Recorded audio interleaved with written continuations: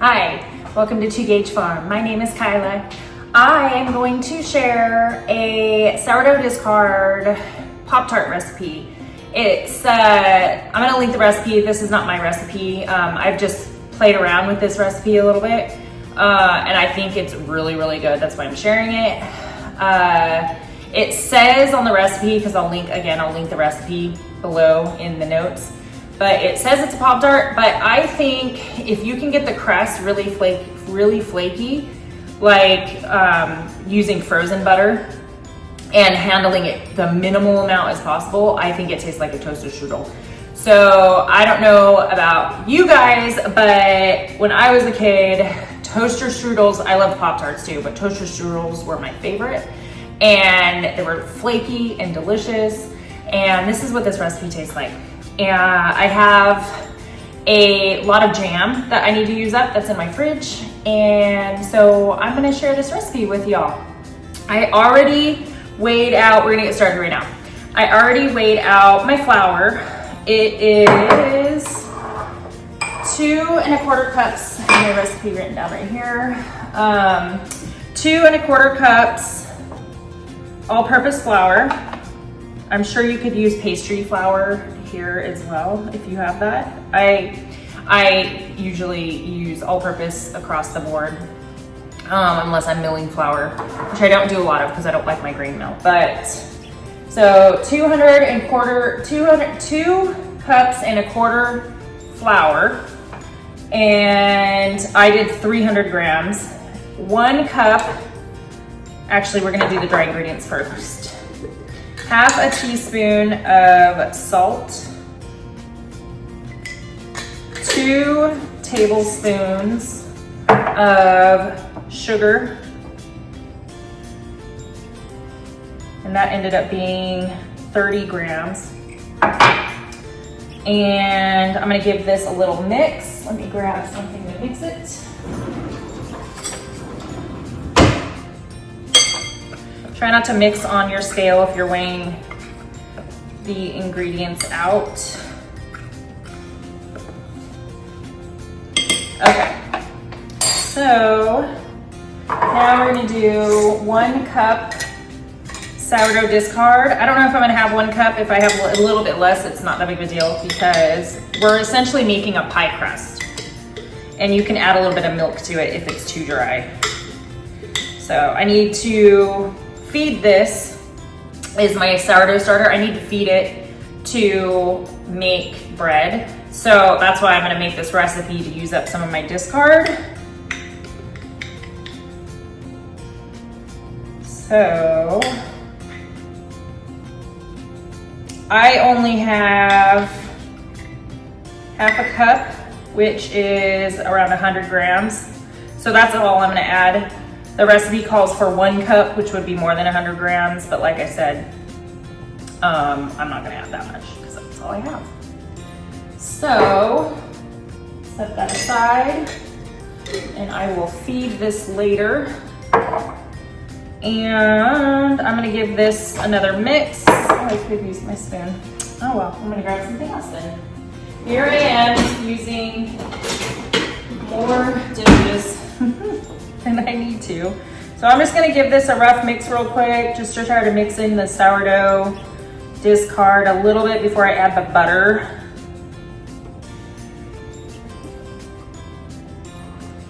So I have frozen butter that I grated right before this video, so it's still very cold, that I'm going to add to this.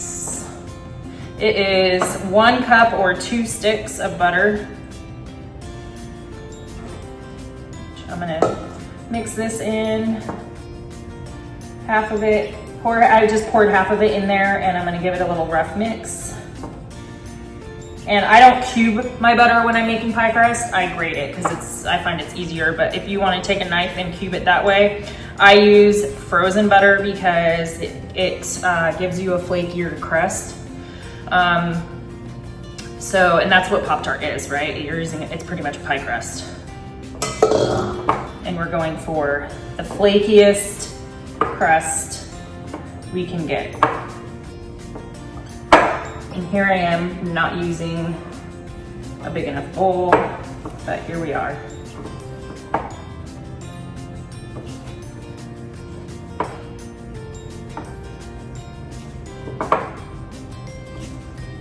Okay, so this is very dry. I'm gonna add a few tablespoons of milk.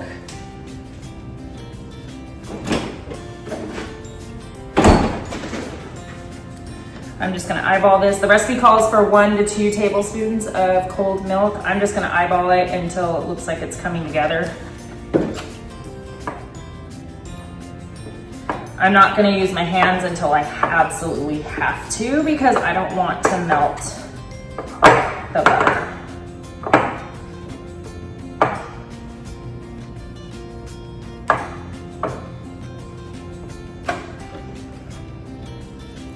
That was probably like 2 tablespoons of butter, or milk, I'm sorry, milk. Okay. Now I do wanna use my hands because I want to feel the hydration level of this. So I'm just going to pour it on my counter. And it's very messy.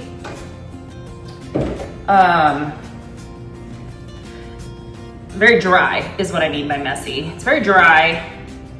So I'm just going to press it together and see how much more milk I have to use to get it to stick together. Once it starts sticking together, that's when I'm going to stop adding milk.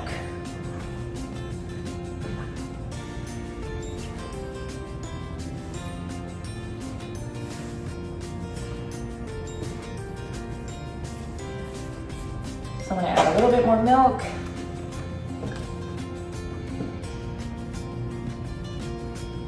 It's probably 1 tablespoon, 2 tablespoons.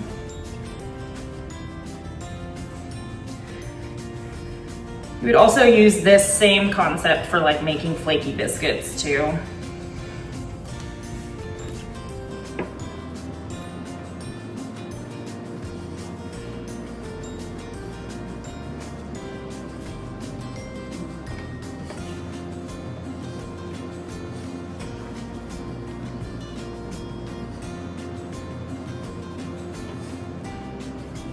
Okay, so this is pretty much sticking together.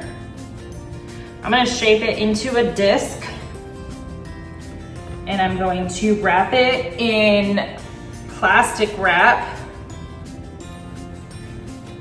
And then I'm gonna put it in the fridge for about an hour.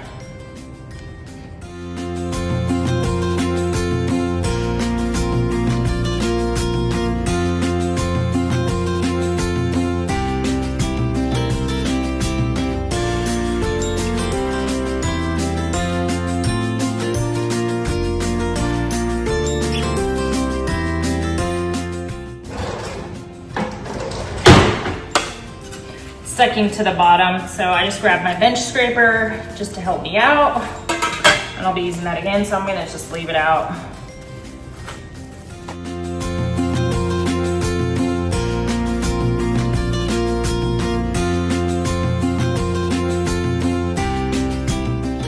Okay, so my little flat disc of pie crust is all wrapped, and I'm gonna leave it in the fridge, put it in the fridge and leave it there for at least an hour, but you can leave it up to 2 days until you're ready to use it.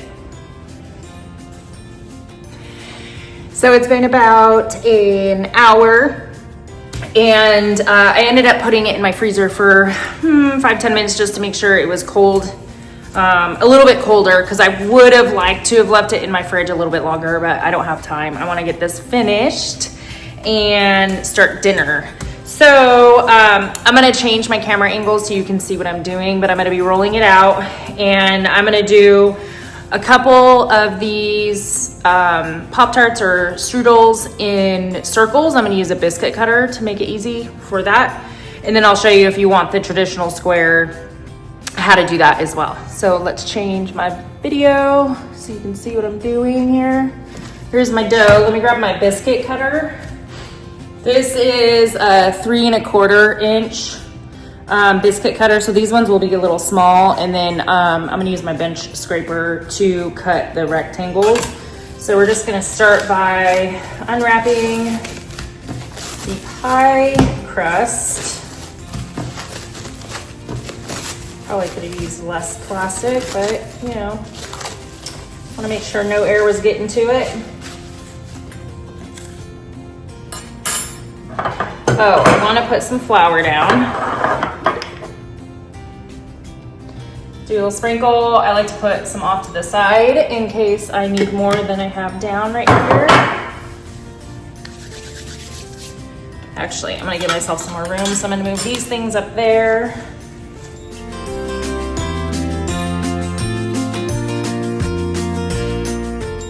You want to roll this out to about 1/8 of an inch thick.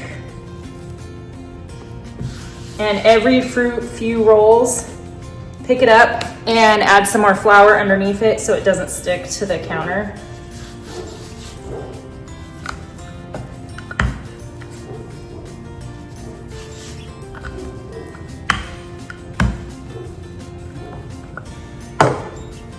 Move it and add some more flour underneath it. We'll definitely need more flour.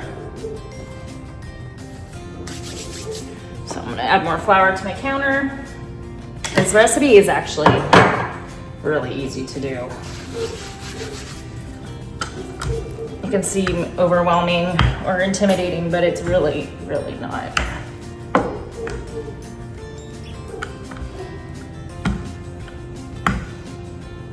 I'm not worried about my edges because I'll be cutting those off anyway. Adding more flour. You're almost thin enough here. So you want to do even amounts because there's a top and a bottom. So I'm just going to go through and do 4, 5, 6, 7, that should be 8, right? There's 8.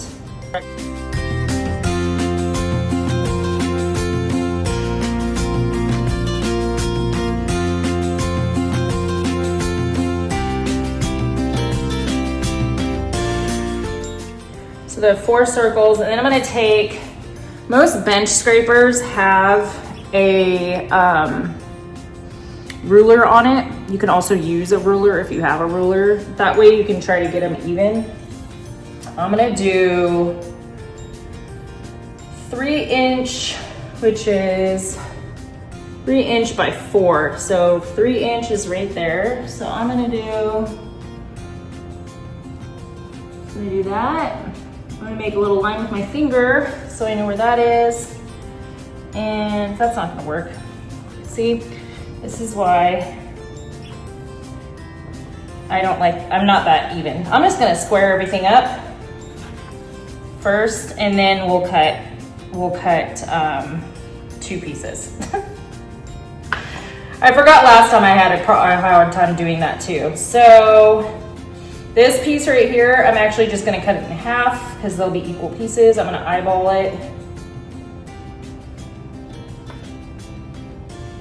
But use a ruler and you guys can figure it out. So that will be 1. Now I'm going to re-roll this to get some more dough going, and I'll speed that up for y'all right here.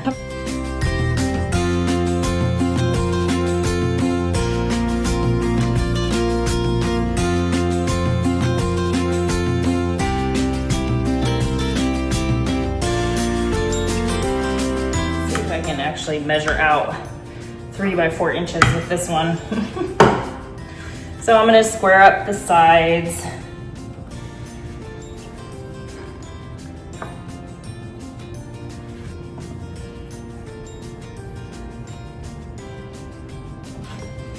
To make it easy on myself.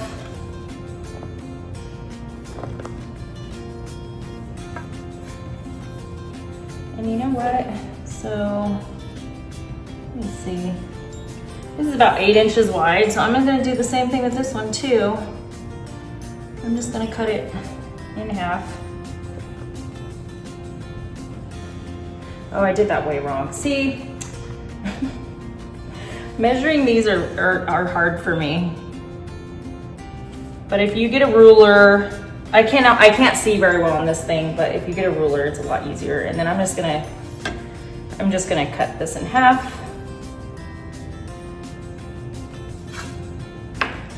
There we go.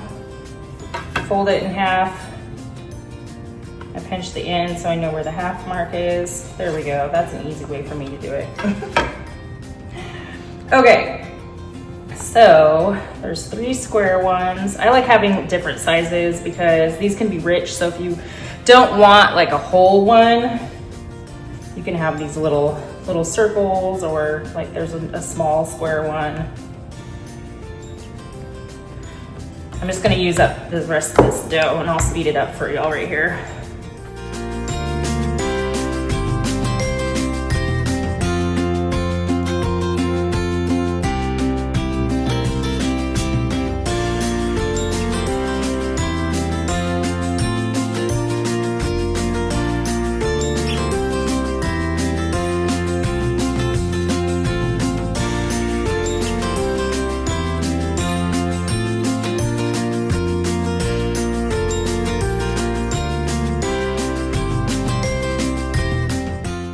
One for me right there. These little bits I am going to go ahead and cook as well, and then I'll sprinkle them with maybe some powdered sugar, or maybe I'll put a little jam on top. I don't know what I'll do, but I'll end up cooking these to eat these little bits as well. So let me get this out of the way, clean this up real quick. Take my bench scraper, get this stuff out of the way, and then I'll show you how I fill these little things.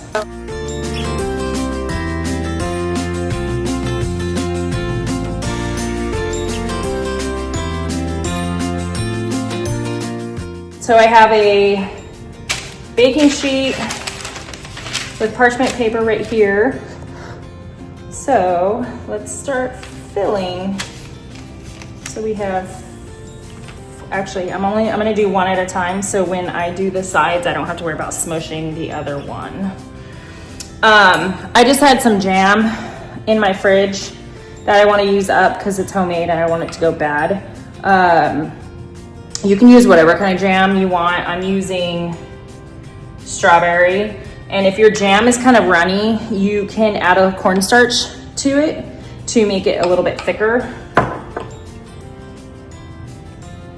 And I'm just gonna take my fork and pinch down the sides.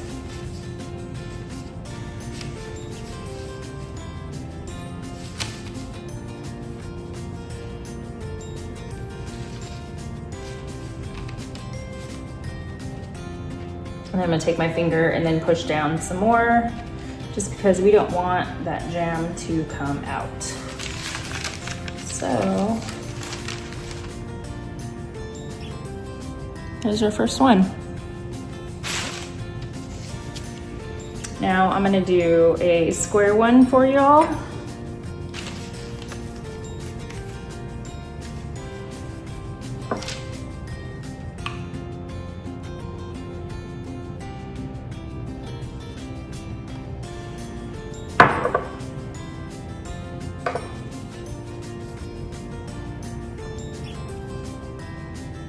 If I had more time, I would actually add cornstarch to this. You just have to warm up your jam a little bit and add like a teaspoon to a tablespoon of cornstarch to thicken it up. And if I had more time, I would do that, but.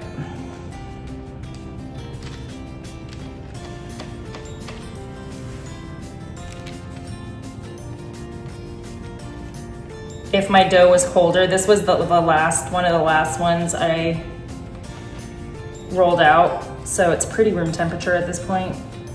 If it was colder, it wouldn't be sticking to my fork. Or you know what, I could put some flour on it.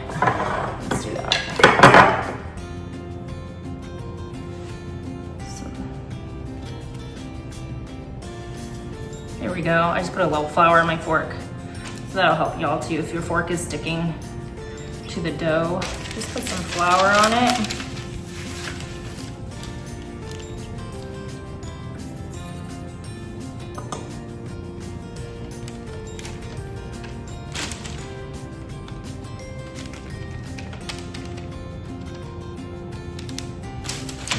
So there is my square one, and I'm gonna pinch the tips just a little bit more just to make sure my jam doesn't come out, because it was a little runny, my jam was.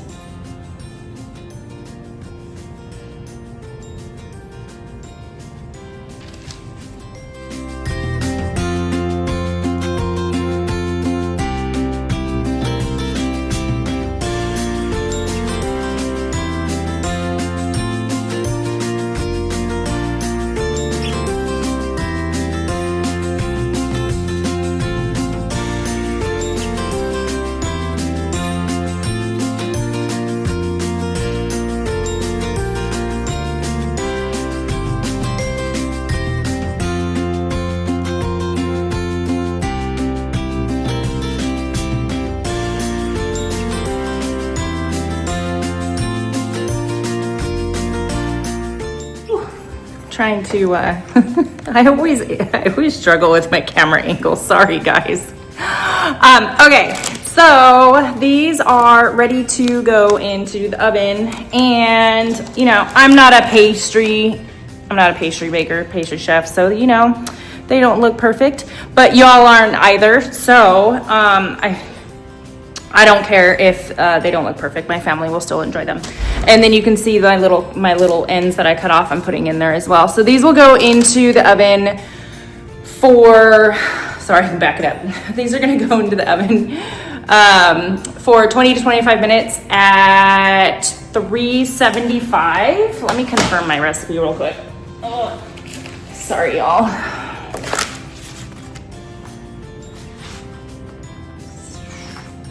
I preheated my oven for 375, yep. So for 20 to 25 minutes until they just start to brown on the edges. And while this is in the oven, I am going to pre-mix the glaze, which is just brown sugar, milk, vanilla, and then get out some sprinkles if you have sprinkles. And I will see y'all when I take them out of the oven. I'm gonna take them out of the oven, and then I'm gonna let them completely cool, and then I'll show y'all me frosting them and all that good stuff. So I'll see you shortly. It's been about 30 to 35 minutes for the Pop-Tarts, the Strudels in the oven. I'm gonna take them out. I know I said I was gonna come back when I was ready to frost them, but I wanted to show you how they look. They look good, a little golden. You'll see some of the butter that has come out. But you're gonna let them cool on the pan on a cooling rack. You can see mine right here. And that butter will be soaked back into the toaster strudel. They are ready to be frosted. So we're going to mix up, I did not mix up the frosting while they were cooling, like I said I did in the previous video, because I wanted to show y'all. And it's not brown sugar you're using, it is going to be powdered sugar. I said brown sugar in the previous video, but it's powdered sugar. So we're gonna do 1 cup powdered sugar, which I think I'm gonna do, yeah, I'll do 1 cup.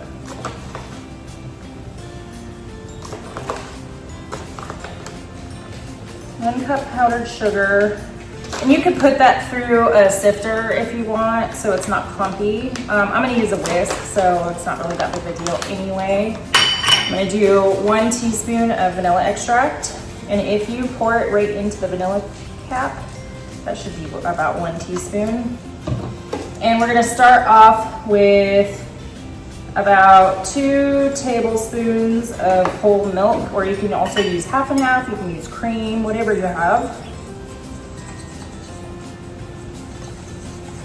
And you're just gonna whisk as fast as you can. I actually added a little bit too much milk. So I'm gonna add a little bit more because I want it to be thicker. So I'm gonna add a little bit more powdered sugar. Excuse the noise in the background. I still haven't gotten a new microphone. So I added a little bit more powdered sugar. I keep wanting to say brown sugar. Powdered sugar, just because I want the glaze to be a little bit thicker than it was. I'm just trying to get the clumps out. I want it to be thick enough that I can drizzle it, but not like water thin.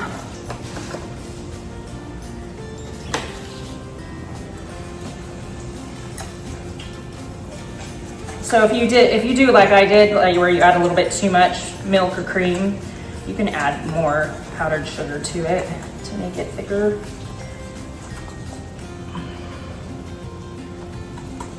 That's pretty good. All right, I'm gonna change the camera angle so you can see what I'm doing here.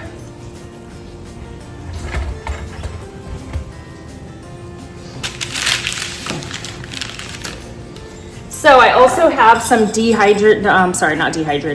freeze-dried strawberry crumbles that I'm gonna use as sprinkles on top. So I'm just gonna take my whisk and drizzle it like so. I have the Pop-tarts or Strudels directly on the baking sheet over the cookie sheet, so any drizzles go through the grate, so it still makes them look kind of pretty. And I'm going to take some of these strawberries as sprinkles.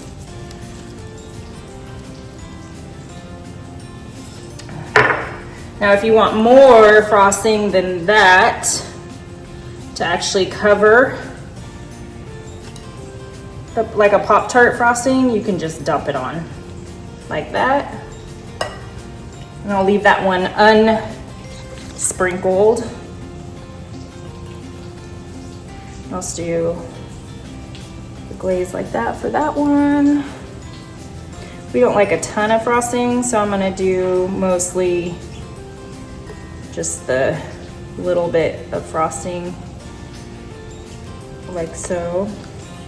And then I'll do this one more like a Pop-tart frosting to show y'all. And do some sprinkles for here. I actually should have crumbled them up a little bit smaller than I did. I didn't even think about it till like right now, that they do crumble pretty easily in my hand. There we go, look at. So it's not such big chunks.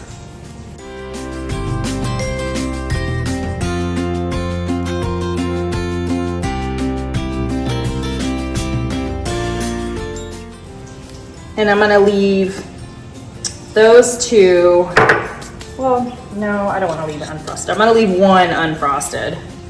But for this one, I'm just gonna do a little toaster strudel frosting action like that.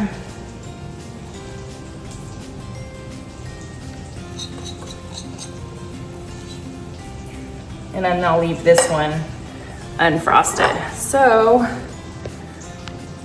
let's give it a taste here. I have dinner cooking in the background right there. But, you know, gotta do a taste test.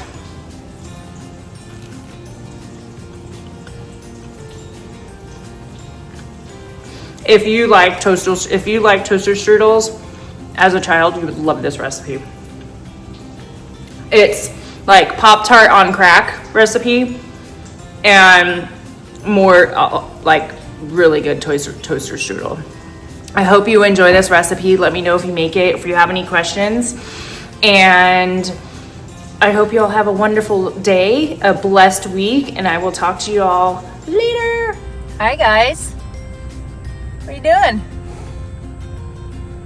Huh? What are you guys doing? See you later. I don't have any treats right now. Oh, Cherry. I don't have any treats right now. Hi, guys. I'll see you later. Gus, Rosie, I don't have treats. I'm sorry.